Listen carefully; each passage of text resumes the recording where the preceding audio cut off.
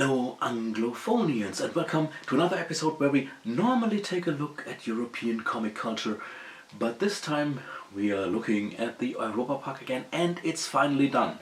The family mug has found a spot to build the park, and so they do. So let's look at the first years of the newly built Europa-Park.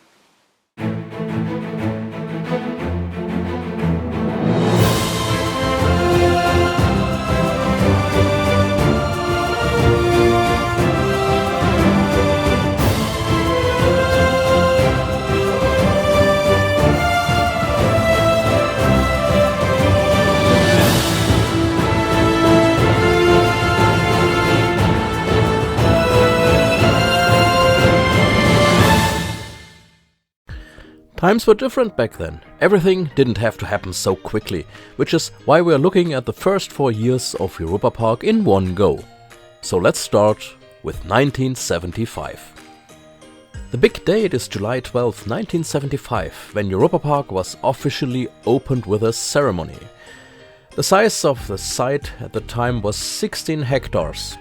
The attractions of the fairy tale park that previously existed here, the fairy tale alley and a petting zoo, were taken over, but there were also new attractions. The panoramic train, which took guests around the park area, an elevated monorail, a track with gasoline-powered cars which you could drive yourself, and on the Europa-Park lake, the Finnish raft trip and the Mississippi steamboat. A mini-golf course was also one of the attractions.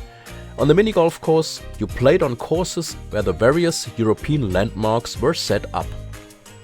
Of course, the planning and construction of the park didn't always go smoothly. The Mack family had signed a contract with a caterer to take care of the catering. But he was afraid that the park would be a failure and jumped ship shortly before the opening.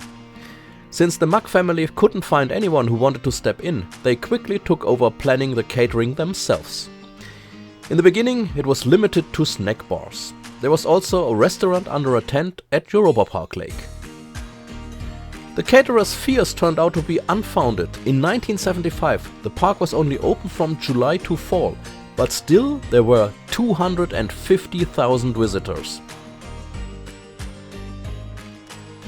In 1976, the number of visitors was taken into account. More trains were purchased for the panoramic railway and more steamboats. A dolphin show, a vintage electric car ride, and a puppet theater with animatronic bears were also set up. In 1976, 700,000 visitors came to the Europa-Park. The park was continuously expanded. In 1977, the following were added: the film hall, the old 99 railway, a parrot show, and a stage at the lakeside restaurant.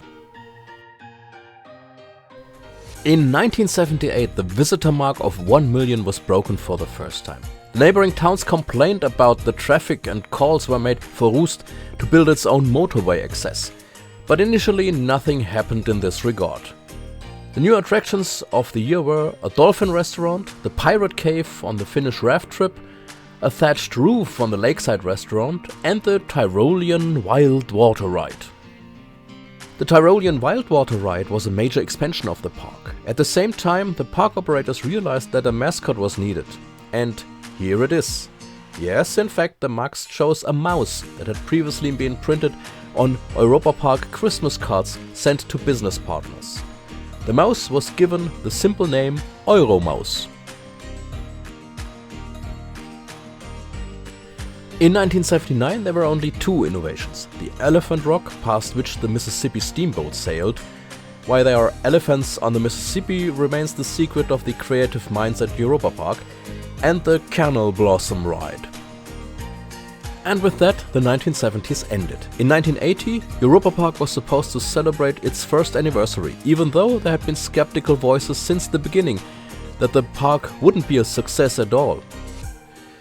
There was a talk of an amusement park ruin, or that the park was already bankrupt. None of this came true. With the transition to the 1980s, the story of Europa-Park really took off. So there you have it. These were the first years of the Europa-Park, 1975 to 1979. Next time we take a look at another comic, and after that we go on with the history of the Europa-Park. Until then, take good care of yourself and see you.